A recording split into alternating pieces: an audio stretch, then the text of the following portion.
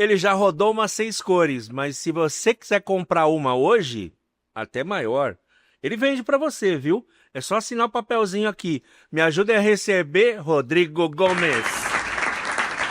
Obrigado, pessoal. Obrigado pela oportunidade. Parabéns vocês pelo trabalho. Estou muito feliz de estar aqui. Obrigado pelo convite. Que bom. Boa, Rodrigão, boa. Com certeza será um papo fenomenal. Não podemos deixar, antes de começar, eu agradecer os nossos queridos patrocinadores, certo? Entre eles a Semic Tintas Gráficas, a Cor e Processo do meu querido amigo Robson, a Croma Microencapsulado, a Opção Offset, a Duplicop Eurostar e a Top Coat Soluções em Vernizes, que confiam no nosso trabalho.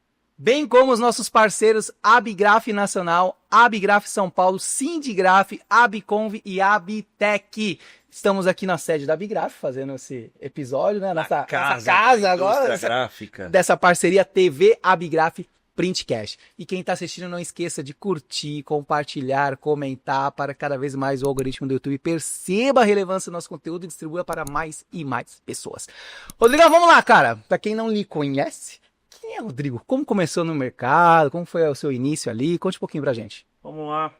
A minha história é um pouco diferente aí da grande maioria que eu já assisti aqui, então eu tomei o cuidado de assistir os demais, é muito legal, muita gente boa passou por aqui.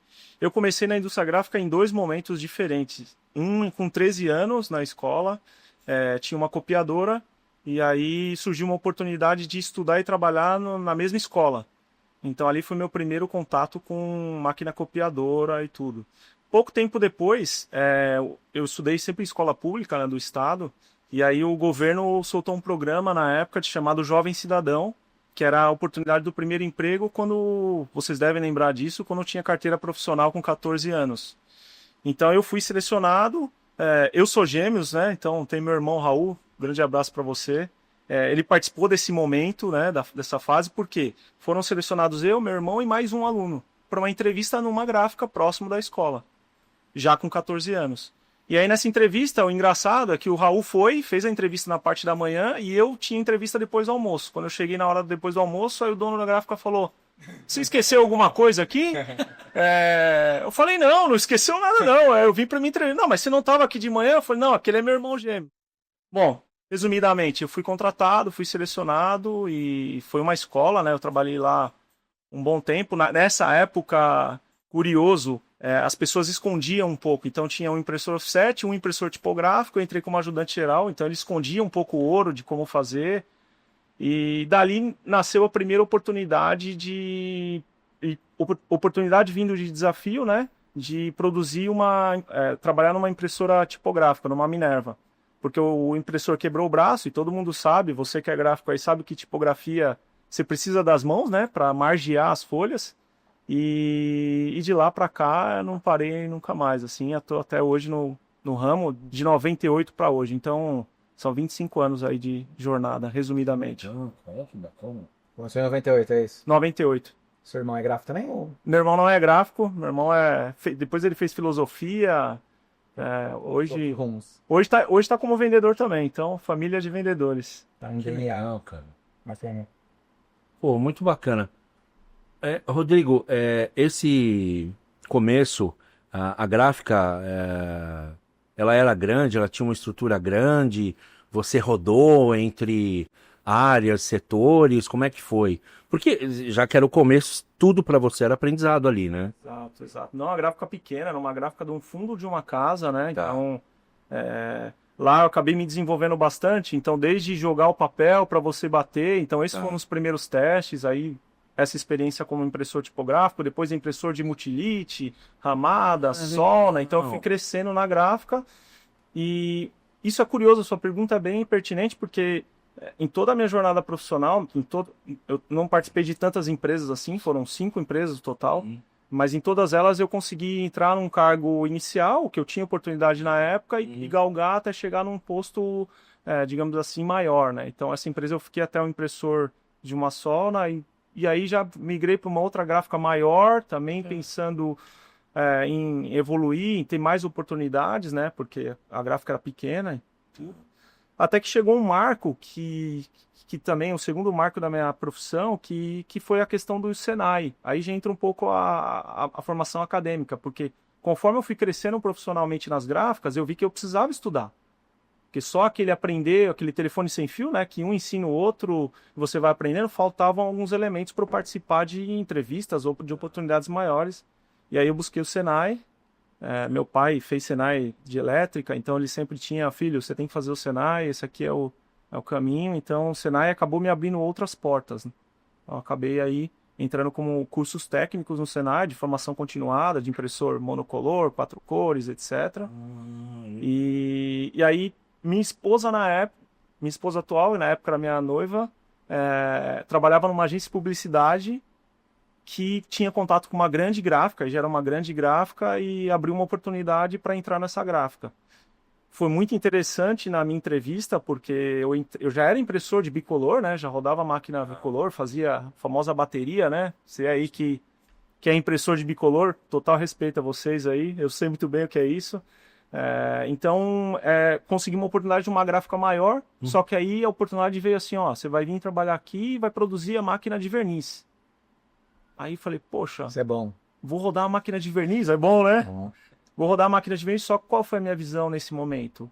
Ali tinha uma máquina de verniz, que eu já tinha rodado 4 cores, chromie, então para mim aplicar o verniz seria significativamente mais simples, mas tinham tantas outras máquinas maiores, 6, como você comentou, 8, etc., que eu vislumbrei, opa, aqui existe uma chance de ganho de evolução. E assim foi. Assim foi. Foi crescendo, galgando, então até hoje eu tenho uma rede de amigos dessa gráfica muito grande que me abriu portas importantes. Essa transição que você teve de empresas menores e foi empresas maiores, equipamentos, né? Acabou acompanhando. E você sentiu essa necessidade de estudar, né? Primeiro, né? Quais foram, se é que tiveram, desafios justamente nessas transições e o quanto o estudo te ajudou nisso daí? Teve muito desafio, né? O principal desafio, eu acredito que foi a questão da locomoção, porque eu sou do Capão Redondo, Zona Sul, extrema Zona Sul de São Paulo, então as gráficas não estavam no Capão Redondo e não estão até hoje. Então eu me lembro até hoje que assim que eu migrei para essa gráfica, eu tive que adquirir uma moto, porque o que eu fazia? Eu trabalhava durante o dia, em turnos de 12 horas, das 6 às 6, ia para o Senai, e uma vez por semana eu trabalhava das 6 às 2 para fazer inglês, porque também já veio o outro segundo desafio. Opa, não basta só estudar uma especificação técnica, o idioma no ramo gráfico, todo mundo sabe disso, que o inglês ou um outro idioma é muito importante. Então esses desafios foram muito interessantes, até porque eu tive que abrir mão da hora extra para poder estudar um idioma a mais. E, assim, isso me ajudou demais, assim, me ajuda demais a abrir portas hoje.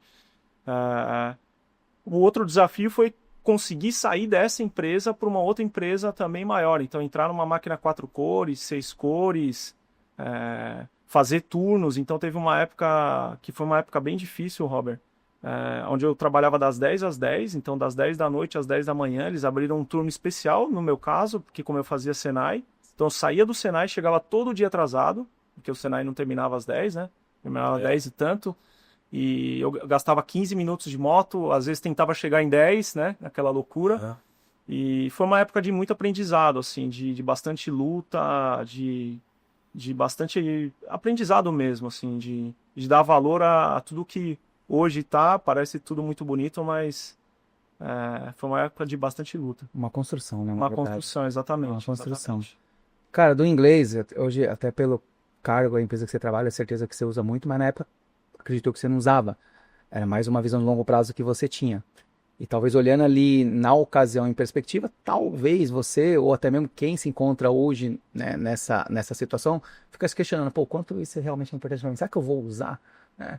Mas quando você olha em retrospectiva, você olha para trás, você viu que foi bom. Né? Os pontos eles se conectam, né? Tem um discurso do Steve Jobs, não tenho certeza,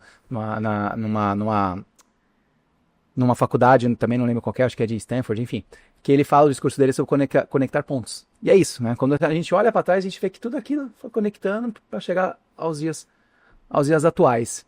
E você mencionou, né, que nessas transições, das dificuldades que existiu e sempre vai existir, você em determinado momento foi para a área de vendas, de consumíveis, de serviço, enfim. Deve ter sido outro desafio, com certeza. Com certeza. Teve até uma transição antes dessa, que foi a migração de impressor para técnico. E por que que o inglês veio? Exatamente por isso, porque todas as vagas que tinham de técnico na época exigiam inglês, né? Era uma época que você olhava a exigência do currículo, né? Hoje a gente vê LinkedIn, todo mundo está no LinkedIn, eu também, mas a época era do currículo, então eu migrei para a parte técnica, então eu passei a não ser mais impressor e ser um técnico de aplicação. Foi uma jornada incrível, eu trabalhei numa empresa que todo mundo conhece, né? Na Agfa Gewalt, que hoje é Eco3. Foi uma jornada muito boa lá, é uma empresa que me deu uma educação executiva formidável, assim, em desafio. Eu conversei com um amigo, vou gravar o Pentcast, eu falei, que história que você lembra que a gente estava na trincheira juntos e a gente viveu e que foi interessante? Ele me lembrou de uma grande gráfica de Curitiba, onde teve um problema, por exemplo, lá, e já tinham ido um técnico, dois técnicos, um técnico da Bélgica e vários técnicos, e aí falou, Rodrigo, é sua vez, cara, você tem que ir lá numa sexta-feira, pega um voo e vai lá porque a gráfica tá parada. Bom, cheguei lá, naquele momento, valeu cada hora ou cada minuto das 10 às 10 ou cada turno de 12 horas, porque a gente tem a rede de contatos, eu sempre fui uma pessoa de ter muita rede de contatos, entendeu? Então, assim, falar com o meu concorrente, falar com o meu amigo, ter uma rede de apoio sobre um determinado momento, a gente já se falou em algumas ocasiões, tem amigos que eu falo de tinta e etc., e eu cheguei lá em algumas horas, por felicidade eu consegui resolver o problema da gráfica e a gráfica trabalhou o final de semana inteiro, sábado e domingo, para repor aquelas horas de máquina parada. Então é uma história que me deixa muito contente de ter passado por isso, né, na área técnica. E aí, conforme a sua pergunta de técnico para vendedor, foi mais ou menos isso. Então, numa noite, assim, uma oportunidade, eu estava fazendo meu relatório de despesa, né, da empresa. Meu pai trabalhou numa empresa multinacional, Rolamento Schaefer, INA, talvez vocês conheçam, a fabricante de rolamento de avião e tudo. Schaefer. Schaefer, uma empresa alemã. Famosíssima. Famosíssima, alemã também. E ele sempre falava, filho, trabalha numa empresa multinacional, porque a nossa família é o que é, tem o que tem por isso, né? Então, eu me lembro muito de infância, de ir no Grêmio. Então, é uma empresa que deu uma... Então, eu tinha um sonho de trabalhar numa empresa multinacional. E nessa empresa, eu pude me desenvolver bastante, até gerar a oportunidade de migrar para a área técnica, da área técnica para a área comercial. Estava fazendo esse relatório, como eu estava dizendo, e chegou o diretor da empresa, nunca tinha falado com ele, nem sabia que ele sabia o meu nome, que eu era um técnico, e ele era o diretor, o presidente, né? E ele me perguntou, Rodrigo, você tem a senha da máquina de Xerox? Eu olhei para trás e falei, pô, ele sabe meu nome? Tenho, claro, abri meu caderno, tinha a senha, fui lá na máquina, me deu um insight e falei, poxa, você tem um minuto? Claro, ele me colocou na sala dele, aquela sala bonita, né? E dali eu falei, olha, eu me vejo com capacidade comercial, tenho atuado comercialmente com os vendedores, se houver alguma oportunidade, me deixa saber, eu gostaria. Bom, dessa data, em 2 meses e meio, eu já estava na área comercial. E desde então, já são 10 anos aí nessa migração. Então, é sempre uma oportunidade, é sempre uma porta que muitas vezes não está aberta, mas uma frestinha que abre e aí você... Como diz um outro amigo, o cavalo passa selado na porta da sua casa e você não pode deixar de montar nele. É isso aí. Então é um pouco como foi a migração até chegar como vendedor. Bacana. Por que será, Robert, a maioria dos caras que a gente... Pessoas, Tem... as mulheres que a gente conversa, tem essa característica em comum. Né? De fazer, Vai de fazer acontecer. De vai atrás. Não é à toa. E essa, né, só voltando um pouquinho, você falou de trabalhar, de estudar, é uma vida virtuosa, é isso, cara, não tem, as coisas não acontecem no sofá com o controle na mão, puta, eu não tenho sorte. Se expõe, vai atrás da sorte, vai trabalhar, vai estudar, enfim. Cara, eu falo, se você fizer bem feito e um pouquinho mais todo dia, você trabalhar um pouquinho mais, você estudar um pouquinho mais, você se cuidar, ao longo prazo, os juros compostos jogam ao seu favor, né, profissionalmente falando, em termos de saúde, em termos de tudo. E é isso, não tem como dar errado mediante a uma pessoa nessa ambiciosa e que vai atrás. Você esperou uma oportunidade, não sei nem se você esperou, mas você viu a oportunidade, foi lá e e aproveitou, não deixou passar. Exato. É aquela oportunidade que o coração acelera um pouco, que você fica na adrenalina, né? Mas Eu realmente entendo. é isso Eu mesmo. entendo. Quando alguém fala de verdade, meu coração dispara também, adrenalina. Eu tenho que falar, eu entendo isso daí, cara. Mas enfim, área comercial. Você tá há 10 anos na área comercial, mas consumíveis agora, né, de equipamentos, enfim. Como é que foi? Se bem que você já até relatou agora há pouco, mesmo na área técnica, você já fazia essa questão comercial junto à equipe na época, né? Mas foi uma transição tranquila? Quais foram os desafios? Como é que foi? Como é que vem sendo isso pra você? A pergunta é muito pertinente, assim, foi um desafio e é um desafio constante, né? Eu tenho boas memórias, assim, porque são dois momentos diferentes, né? Quando eu trabalhava na outra empresa como vendedor de consumíveis, foi lá que eu aprendi uma frase bonita que muita gente fala, que vive, mas a gente só sabe quando passa com a gente, que é eu era da área comercial, mas eu tinha um objetivo, o meu propósito na empresa era trazer os produtos químicos que estavam na Europa para o Brasil, porque a empresa tem uma fábrica no Brasil e eu precisava trazer essas fórmulas para produzir aqui. Então eu tinha ainda um braço técnico muito forte de desenvolvimento técnico e um outro ponto que esse que é o ponto-chave. O meu desempenho, o alcance como vendedor, não dependia unicamente do Rodrigo, dependia dos vendedores que lá estavam. Então era um trabalho em equipe. E aí foi uma jornada de saber como falar com o vendedor A, com o vendedor B, entender sobre o mercado do Norte, Nordeste, do Sul, Sudeste, Centro-Oeste. Então foi um aprendizado. Esse aprendizado trouxe um fruto que eu nunca imaginei assim acontecer, que foi a experiência na América Latina, né? Porque em determinado momento o resultado foi tão positivo, foi progressivo de tal forma que o presidente na época falou: olha, eu tenho um desafio novo para você, que é você fazer o mesmo que você fez no Brasil na América Latina. Você topa? Eu falei, topo.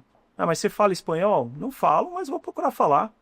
E aí, pô, aquele portunhol, olá, que tal, como está, como estão todos? E aí, eu não sou um cara destemido, né? Eu costumo dizer que o medo não faz muita parte do meu vocabulário, do meu dia a dia. Eu me arrisco mesmo, às vezes dá certo, às vezes não, né? Mas é um risco. E essa foi uma jornada bem legal também, porque foi produzir treinamentos, dinâmicas para os vendedores da América Latina, visitando os clientes México, Colômbia. E entra um outro marco aqui também, que é a questão. Eu tive uma experiência no México que veio com um desafio. Todo mundo sabe, ou pelo menos você que conhece como funciona a América Latina, no México existem grandes grupos ou gráficas que produzem material para os Estados Unidos. E a exigência do mercado americano é uma exigência com nível mais alto, né? E esse cliente produzia um material laminado com branco opaco e não conseguia chegar num equilíbrio água e tinta, que é o segredo da impressão offset que a gente sabe. E aí me chamaram: Rodrigo, você precisa ir lá, colocar o seu químico para funcionar e fazer a coisa acontecer. De novo, rede de contatos, o que é branco opaco, fui aprender sobre dióxido de titânio, formulação, equilíbrio entre água e tinta, ajuste de rolaria. Nesse ponto foi o meu primeiro contato com uma KBA, tecnicamente falando, porque a máquina era uma Koenig Bauer. E para minha surpresa e felicidade, a mesma coisa. Eu fui para o México, fiquei lá uma semana e meia. O cliente tinha um problema, a questão toda era o engrossamento de tinta do branco opaco no sistema de molha, muito prematuramente, né, ao em torno de 500 folhas.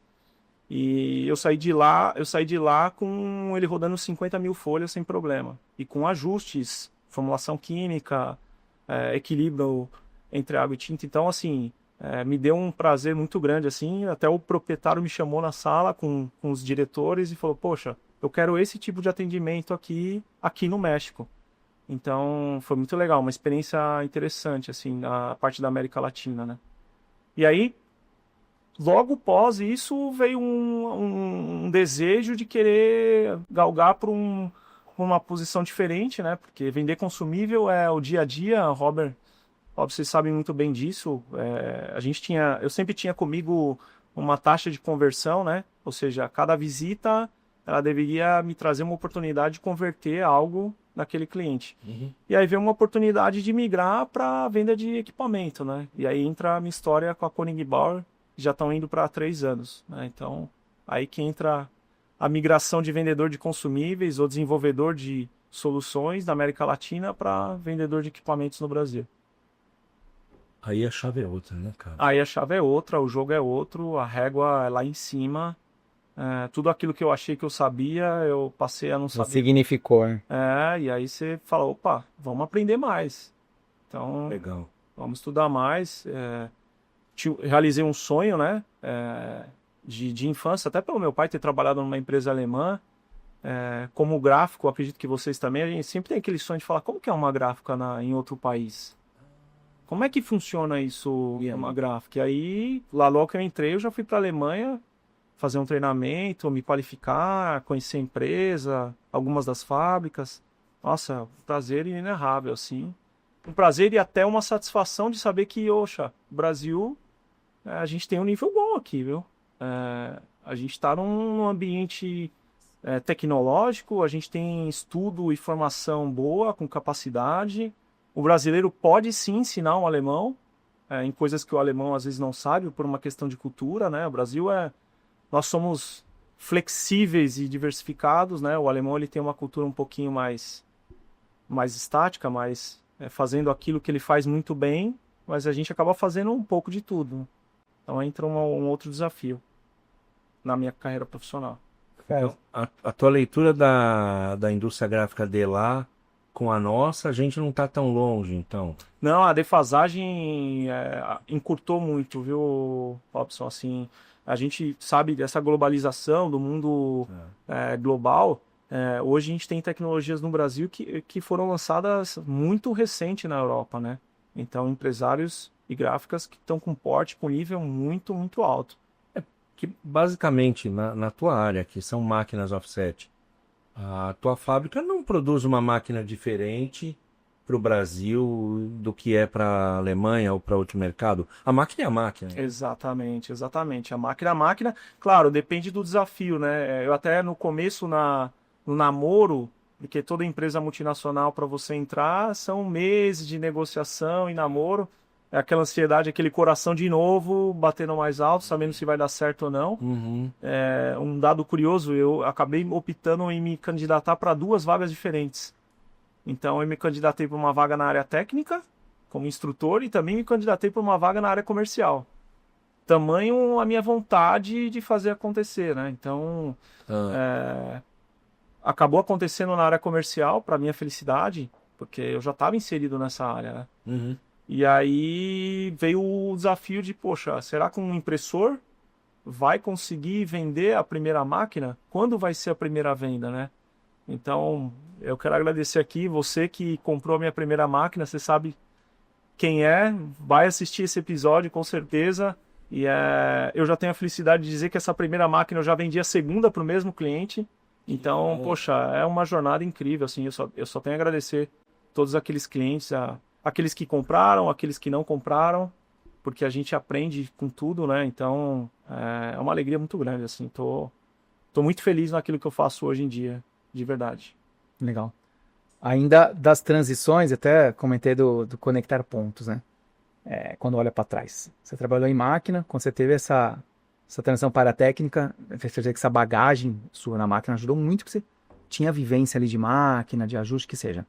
Quando foi para a área comercial, idem, porque uma das premissas básicas de um bom vendedor é conhecer o produto que está vendendo, né? E você, como trabalhou em máquina com produtos, depois trabalhou na área técnica, enfim.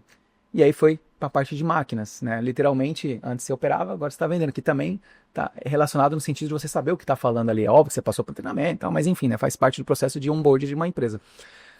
Mas tudo isso conectando de forma profissional que você é hoje, né? Você comentou seu pai te orientava ou te aconselhava, e o seu desejo de trabalhar em uma multinacional, e hoje você está numa multinacional te proporcionando coisas da qual você almejava. Dentre elas, obviamente, viagens para fora, que acabou de falar que foi na Alemanha, tal, ver equipamento.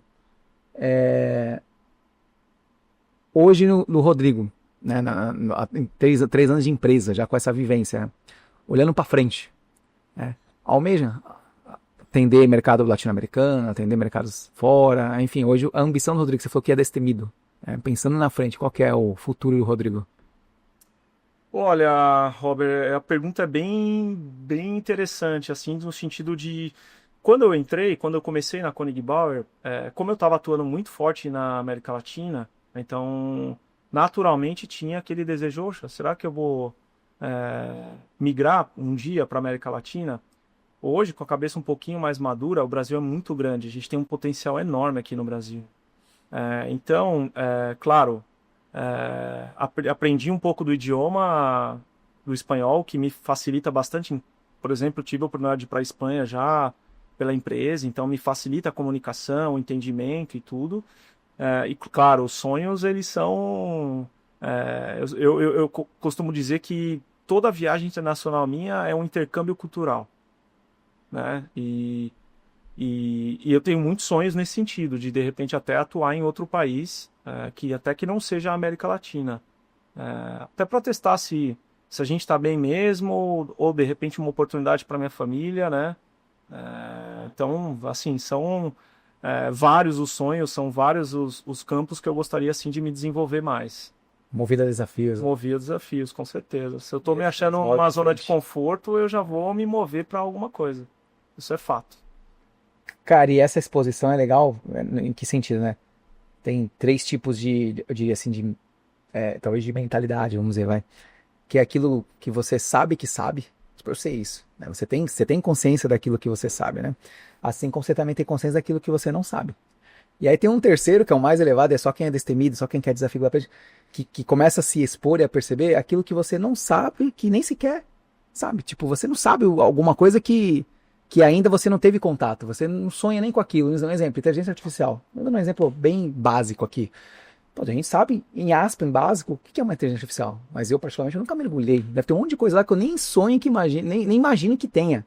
Então, assim, eu não sei daquilo ainda. Eu não sei nem sequer que aquilo existe. E quando a gente se expõe, quando a gente é destemido, a gente começa a se deparar com situações assim que nos tira da zona de conforto. E faz, pô, caramba, peraí, eu nunca ouvi falar disso aqui. Tipo, caramba, um monte de gente já fala aqui bem pra caramba, já sabe, e eu tô aqui ainda, cara. É onde a gente começa a ser tracionada a evoluir profissionalmente e tudo mais. Esse tipo de perfil, com certeza, é que nos faz chegar longe, né? Exatamente. A gente tem... na Coning Bauer tem uma plataforma que é muito legal, assim, que é um campus, que é uma universidade para todo funcionário Coning Bauer no mundo inteiro se formar remotamente. Então, eu estudo diariamente sobre aquilo que eu não vendo hoje, por exemplo. Mas um dia eu posso vender. Ou sobre, você contou da inteligência artificial, a mesma coisa. Então, tem plataforma lá de horas de estudo para você se formar e se capacitar. Então, entra aí um pouco também a história da Drupa, né? Então, poxa, um dos sonhos foi esse, né? Queria muito conhecer na Drupa. Comentei um pouco com o Robson antes da gente começar a gravar, que bati na trave algumas vezes na outra empresa. E aí chegou a hora de ir para a Drupa. Poxa, será que eu estou preparado? Como vai ser lá? Sempre vi falar que a Drupa são vários AMB juntos, né? Na época até de FIEPAG, vocês talvez tenham escutado bastante isso, né? Antes da Expo Print. Então foi uma outra experiência e um desafio muito grande, assim, outro marco na minha história profissional, seguramente. Que a Drupa é um marco pra todo mundo que vai pra Deus, é um marco, com certeza. Cara, falando de Drupa, a gente já teve conversa com o teu diretor, que é o Paulo Faria, e hoje é mais tranquilo de falar, porque é um assunto que já foi dito, mas eu quero a tua opinião. Você foi premiado na Drupa. A filial brasileira foi premiada por volume, você teve participação nisso, a gente sabe. Eu acho que você teve medalha de bronze ou prata, uma o Douglas, outra você. Fala disso aí. Você era o impressor.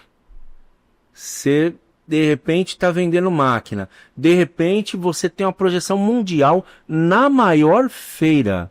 É como fazer um golaço num jogo da Copa do Mundo. Olha... Como é que é isso aí, cara? A tua opinião. Isso aí é emocionante, assim. Aí você pega num lado que emociona um pouco, assim. Foi inacreditável, assim. Foi uma emoção ímpar, assim. Eu vou lembrar disso a minha vida inteira, assim. Até porque são momentos aqueles que talvez não aconteçam mais, entendeu? Aconteceu, a gente tornou um grupo muito coeso, assim, sabe? A gente estava em 6 pessoas no time do Brasil, E assim, era incrível a união, a luta no stand para atender todo mundo bem. Foi uma participação de brasileiros relevante, né? Todo mundo sabe aí, o segundo maior público da Drupa foram os brasileiros.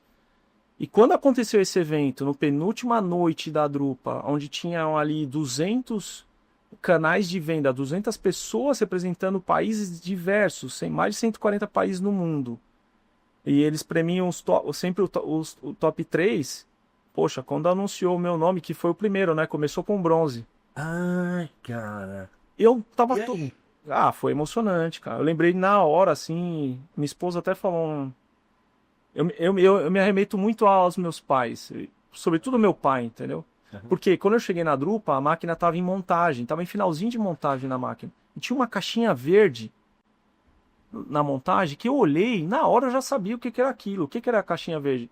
A caixinha verde era uma caixa da INA, da Rollament Shafe. Quer dizer, o equipamento da empresa onde eu trabalho hoje tem um composto de uma empresa que meu pai trabalhou quase 30 anos, que é um rolamento. Então eu lembrei muito do meu pai, assim, sabe, ó, tipo, mandei até um áudio pra ele com um vídeo, assim, emocionado na época, falou, pai, seu filho tá aqui, pode se orgulhar e tal, que ele atravessou fronteiras e atingiu uma medalha de bronze aqui na Drupa. Então, assim, Da hora. cara, foi emocionante, de verdade, assim. E fora agradecer todos os clientes que fizeram isso acontecer, porque na nossa posição como vendas, a gente reverbera aquilo, as oportunidades e tudo aquilo que a gente tem de oportunidade na vida, né? Então eu tenho que agradecer todos os clientes que me deram chance de chegar até ali. Cara, que bacana. Foi Deve ser uma emoção muito forte, né? Muito forte. O Douglas também recebeu ali a medalha dele, foi emocionante demais, assim, e o Brasil... a gente pode dizer com todo orgulho e modéstia à parte que o Brasil na Drupa de 2024 fez história.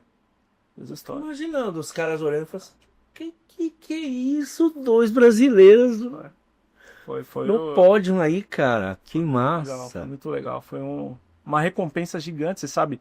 A Drupa acontece, são dias, né? Falando um pouquinho mais da Drupa para quem não conhece, para quem não teve a oportunidade de trabalhar lá, é um desafio, né? Eu emagreci 4 quilos na Drupa. Olha que beleza. Pela correria que beleza, né? Que bom para emagrecer. Trabalha na Drupa, hein, Robson? Seu tonto. Eu pego, ó, eu não quero ser chatão com você, mas eu perco de 8 a 10 na Expo Print, tá, Bocó? Em março você vai. Você vai ver isso logo Vai mais. participar de mais feiras. Pelo menos umas 6 no ano.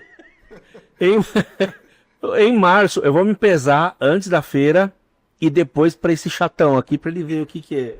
Olha que cachorro. E incrível, assim, é uma experiência realmente ímpar, assim, no fato de trabalhar com pessoas, aprender demais, né? A vida é um aprendizado enorme, né? Assim, a gente, como também diria um grande sábio, né? Só sei que nada sei. Então, acho que esse é o status permanente, né? Uhum. Quando você fica nesse status, você dá a oportunidade das pessoas, assim como eu tô com vocês aqui, aprendendo muito. Cara, que bacana isso. E pode falar. Só um comentário que essa sua emoção, ela transborda, eu lembro, tá? Eu tava voltando da Drupa, eu vi um post seu do LinkedIn com um texto emocionante, falando da sua família, do seu pai e tudo mais. E é isso, é do Capão pro mundo, né? Literalmente. É isso aí. Parabéns. Cara, que da hora. É uma alegria estar aqui com vocês, né? Porque você pensa, tanta gente boa passou por aqui, tantos amigos de mercado, professores, mestres e tudo, né? Então, vocês estão de parabéns, assim. Eu diria que vocês estão escrevendo...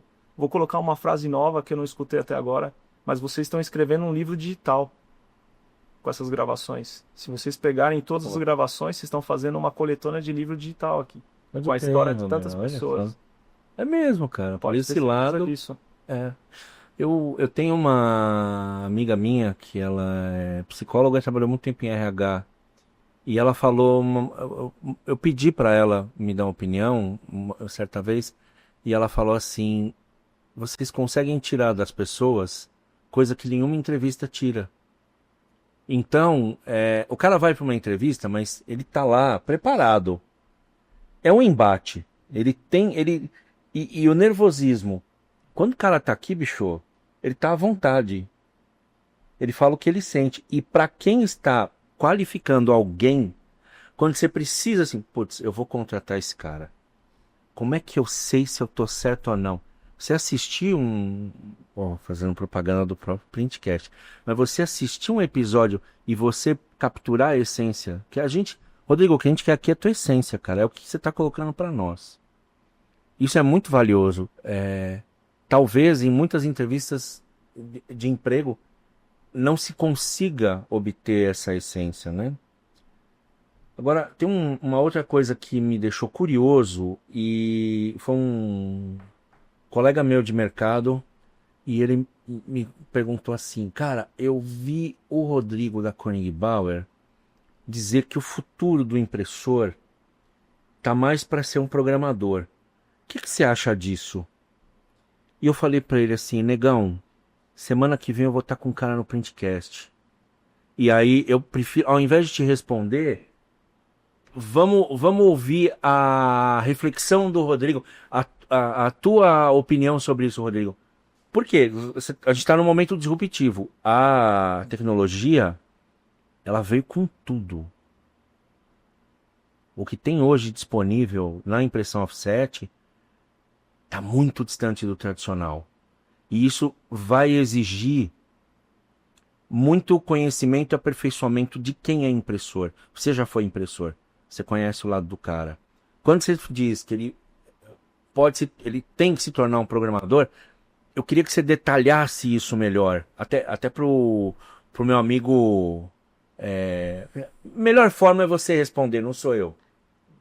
Poxa, é uma pergunta interessante nesse sentido de...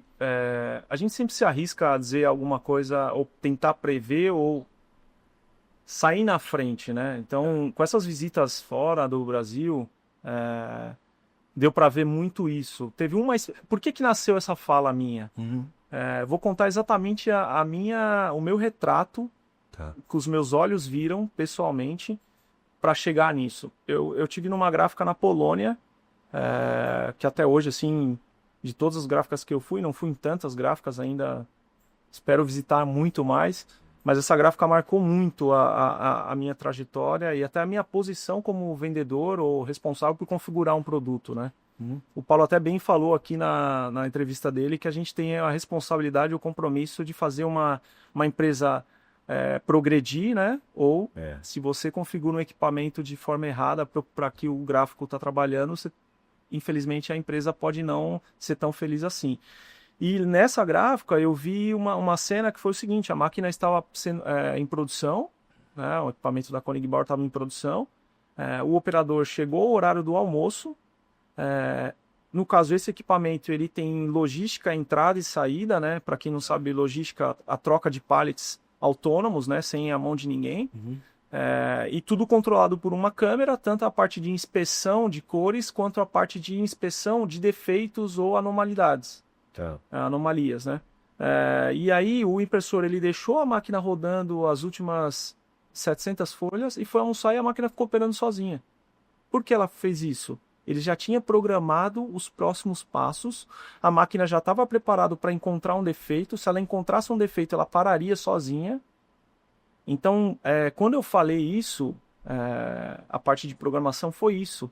Quer dizer, o operador, ele não vai estar, o impressor, né? Ele não vai estar mais em tempo real com o que está acontecendo, ele está à frente. Ele já está tomando decisões ou programando a máquina para o que a máquina vai executar depois do que ela está produzindo agora. Isso já é real, não é que eu estou falando algo que não, já existe. Tá. Né? Inclusive no Brasil, a gente já tem clientes no Brasil com esse tipo de tecnologia. Então, por que eu falei isso? Primeiro, para provocar mesmo, para gerar um incômodo, porque é no incômodo que as pessoas, vou querer saber mais disso.